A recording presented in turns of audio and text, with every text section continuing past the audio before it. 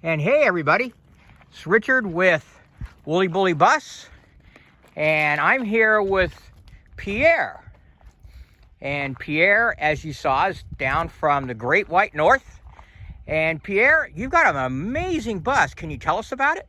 Well, it's a 2006 Freightliner Thomas, and it's a 40-foot long. I bought it in January, and it was difficult to work on it because of the cold weather where I live. January which year? 2018. 2018, okay. Yeah. And we're filming this in January of 2020. Yes. Okay. So 2 years now. Yeah. This is an amazing bus. First off, what really caught me, because I've seen you at the van build in November that Jamie put on, Enigmatic Nomadics, and then we were at Dome Rock with the Boondocking Bash. And I love the name Heatseeker Bus. So tell us about that. Well, because where I live, it's very cold. Minus 40 every winter is a common thing. And so I'm here seeking the heat, and I found it. It's January, and I'm in a tank top. There you go. And probably the folks back home. Where is back home? Sudbury, Ontario is the northern part of Ontario over the Great Lakes. So about how far from Toronto? About 6 hours north. Wow. Okay, yeah, so you are a long ways, because we're in Ehrenberg, Arizona. And Mexico is about an hour south of us.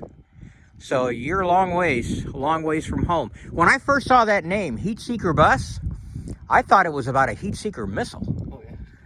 So, well, tell us about it. I mean, this is an amazing build. And for those of you who are new to Pierre and new to the Heatseeker Bus, make sure that you go check out his videos, because he had an amazing build, and 90% of it, Pierre did it all by himself. But he did have a helper. Who's the helper? My little girlfriend. There you go. There you go.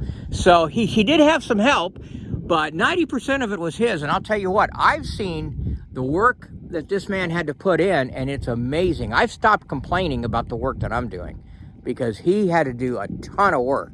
So tell us a little bit about it. Well, I can just show you what I've done. Sure. First, we'll start at the outside.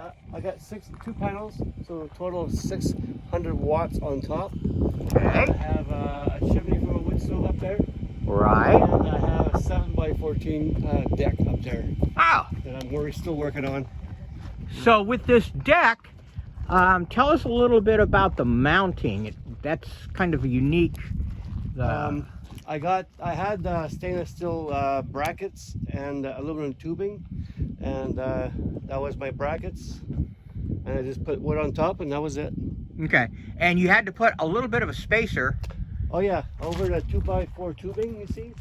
There's I put plastic there, like Corplast, just to separate the wood from the aluminum, because when you buy treated wood, there's acids in there, I guess, and it eats the aluminum. So you need a barrier in between so it doesn't rot the aluminum. Well, now there's a tip for folks. Make sure if you are putting up a deck and you're doing that, that you do create a spacer so that the treated wood, the acids from the treated wood, don't eat at the aluminum. So tell me about this. You've got a unique rain gutter here. Yes, I put that over the windows. So I could open my windows when it rains. So it kicks out, what, about 4 inches maybe? Well, at least, yeah. You can see the back here. So I can open my window about halfway and still no rain comes in. That is amazing. It's great when it's hot and muggy. And let's take a look at the back. Now there's an interesting story on the back of your bus that if folks see your build, they'll understand. Because where I live, they use a lot of road salt, and we have winter about say 9 months out of the year. So a lot of road salt is used, and salt eats the metal.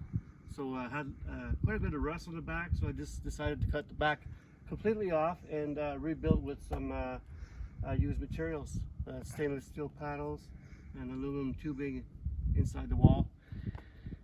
Interesting. Yeah, that's on the videos of you doing that build. You cut the entire back off. Yeah. And that was amazing. And the window you see here? Yes. With Buzz Lightyear in it. Yes. And also got Woody up there. He's hanging on tight. But the window itself is from a washing machine door. Oh. So it's a great little window. So Buzz Lightyear can keep an eye out on things. Yeah. And you have something that you don't see on a school bus, a spare tire. Yeah. I was looking for space underneath. It didn't fit in between the frame. I thought it would hang too low. It might, scrape and then rip the tire. So I said I'll have to put it in the back or on top. Well, on top, but this is very heavy. You can't take this up top anyways unless you had a crane. It's very heavy. So I decided to mount it here, and I just cut up an old trailer and the front of the trailer, and it just happened to be fit perfectly. And I have 2 bolts here, and it actually swivels down all the way down. That's what I was going to ask. That looks like hinges right there. Yes. On the bumper. Yeah. Interesting. All right, well, you know what? How about we take a look inside? Because this is a heck of a bus, I'll tell you what. And once you folks take a look at his videos on his channel, Heatseeker Bus, you'll see the amount of work that went into putting this bus together. And now we're going to take a look at the finished product. One thing I wish I had was underbelly compartments. This bus doesn't have any yet. Okay. So I'll have to build my own. So everything I have has to go inside. So a future project? Yes. Okay. And here we go. So here's the cockpit. Yeah. It's not in very good, because I have a lot of garbage in here. All my plastics I can't burn. And you look at the stairs here. They're right down to the bare metal. Okay. So they had no rust, but they're stripped down, so they're ready to transform like wood or something. And rust is a big concern up in northern Canada. A lot of it, like I had surface rust everywhere, but I treated and wire wheeled everything and treated and painted over, and you see it doesn't come through anymore. So yeah. And you've got something else that you don't see a lot in school buses is a CB radio. Oh yeah, I got that, put that in there. I just wanted to have one. Not a lot of people use them these days, but it's fun to have. Yeah, makes sense. I have my generator here. It's Okay. 1400 watt. It can run my my appliances. Okay. I rarely use it. I just have it in case of a few days without sun. But out here, you don't really have to worry about it. No, not really. And to travel, because I'm not towing a car, so I have an e-bike that I bought before I left. It runs great. I can get around. If the store's not too far, I can go to the store with it. Mm-hmm. You want to come in here? Yeah, now here is your power station. Yeah. I'll turn it off just because the fan's loud. So I have a 3000 watt inverter, 30 amp MPPT controller with the screen. This is a trickle charge, so if I'm plugged in somewhere, I can trickle charge my batteries. That's about it. And my battery bank is down in the wooden box here. I have 4 6 volts, so basically 2 12 volts acid batteries, which is not enough yet. I have to double it. I carry a wagon because I can fetch water with my jugs. So let me show you inside here. Sure. So I call this my mud room. Where I live, I need to separate the front of the bus because there's too much cold transfer, and the door doesn't seal tight and all that. So this is the living space. There we go. Wow. So first off, the first thing that jumps out, it looks like you have a full-size fridge. I do, and it runs on my solar. Okay. It's 110 electric, like an apartment-sized fridge. I have 10 feet of counter. Okay. And I do have a microwave, which I rarely use. Okay. And now you've got 2 electrical bars right there. Yeah, I can run like a cord from my generator and separate with my solar, so I can run different appliances on a different power source. Got it. Okay. I have a microwave that I rarely use. I usually use it when I'm traveling on the road. I'll just put a hot pocket in there. It's a quick lunch, and away I go. There you go. Yeah. So below my counter here, I have 3 jugs that I can put in my wagon, go to the like source of water, and then wheel it back to my bus easily. Yeah, so that's why I got the wagon. That's an interesting countertop. Tell us about that countertop. Well, I have 10 feet of countertop. It's a beautiful wood, but it's actually flooring, the click flooring. I had a pack that was given to me, so it's 6 boards, and it fit perfectly there. And I just put like an angle aluminum rail to hide the front, and that's it. And I have a full-size, it's actually a laundry tub. Okay, so yeah, there's the ripples there. Yeah, and that's lots of room. Yes. Yeah.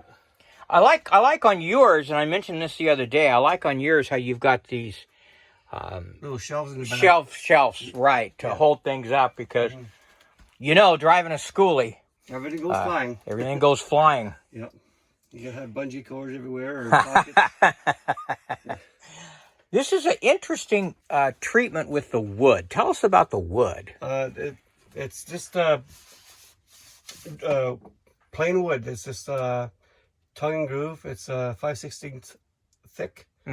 So it's very lightweight. But behind all this wood, everywhere in the shell, I have what's it called? Rock wool. Rock wool. Yeah. It's 1.5 inches thick, but it's the best stuff. It's fireproof, bug-proof, or rodent-proof. Sure. It wicks water, so it's good stuff. Sure. The only downside is that it's got weight to it. But I didn't want to put styrofoam or shoot it with styrofoam, so I went with rock wool. And rock wool is best for sound barrier. Sound barrier, plus when you're in the Great White North, Yeah. you need that protection. You do. The bus itself is insulated. But cheap stuff, mind you, but it's... And over my sink here, I wash my dishes, and I just throw them in this basket here to dry. It's great. And tell us about that stove. You've got an interesting stove there. Right here. Yes. It's Coleman 3-burner. A 3-burner. Yeah, it's a 3-burner. And it's connected to a 20-pound tank just under here. Okay. It's right here. Just a barbecue tank, 20 pound. And all I have to do is lift it. Oh, my pan. Right there, like that. And I have boom, a clean stuff. Ready to go. Ready to go, yeah. And then I just put the bungee through the handle, and it doesn't move. Sure. That's good. And for hot water, okay, I have my on-demand water supply, hot water, and it's powered by the same tank. And so is this lantern. At night, if there's just a bit of cool air, I can turn on this light, and it provides heat. So it kind of takes the chill out. Yeah. Okay. Yeah. And on this side, okay, I have my wood stove. Okay. Let me move this out of the way. And it works very well. Now, this was that stove that we saw the vent sticking up out of the roof. That's right. Yeah. Okay. So I bought the chimney kit, which was very expensive, around $750 plus shipping. And so this here wood stove is made out of pipeline. So it's very thick metal. Yeah. So it's oil pipeline. Yeah, the pipelines you would see in the ground, they're very thick. Wow. That's how it's made yeah, of. no kidding. Those are reinforced. Yes. So it's once it gets hot, it stays hot for a long time, even after the fire is built in there. So. I like the effect of having this. Well, this is for safety. I got corrugated metal with an air gap, and 1/8 aluminum plate in behind it all around, so it's safe. Got it. Yeah. And here's your lounge. Yeah. So let me explain why it's shaped this way. These cushions I got from a patio set, and I just lie down here, and it's comfortable. And I have a TV on the wall there. Right. So I can watch my TV here. Right. And also, when you're sitting here, there's a fan incorporated into the wall right here. A big box fan. Uh-huh. And there's a furnace filter on the other side. Right here. Yeah. So that filters the air so no bugs, no dust comes in. And it's removable and washable. Okay. Yeah. So you can just rinse it out. Yeah, just hose it off, put it back in, and it's clean. Plus, one of the things about this, your sofa here, is that you've got some storage that's accessible pretty easily. Yes, I did not want to build a box and lift the cushions off and go in there, lift the lid, and then grab a screwdriver. I didn't want to do that. So all I made is a simple 2x2 frame, put some plywood on it, and I just pull the bins out, and I have access to my tools and stuff. And you pull it out. If you're sitting here, it also gives you a little table you can use. Like a side table. Yeah. There you go. It's very handy. Multi-purpose. Yes. I like this floor. This is really a beautiful floor. The floor is, well, it starts with, I stripped it right down to the metal floor, and then I treated the floor, painted the floor, and then I put rubber membrane down. Okay. And then I put my 2x4s like a grid, and then I put styrofoam in there, really dense styrofoam, and then I put 5/8 tongue and groove plywood, and then I put this thin mahogany underlay, and all I did was varnish this, and it turned out really nice. Yes. Yeah. I only have 2 coats on here, so every summer I can add a coat of varnish. And then it'll just get harder and harder and more beautiful and shiny. Beautiful. Yeah. I like these lights. Tell us about these lights. These lights were actually supposed to go into the panel here, but I put them where it counts. The only downside, you see the wires, but it's no big deal. Yeah. But they're nice and bright. There's a switch right here by the door, and put them up.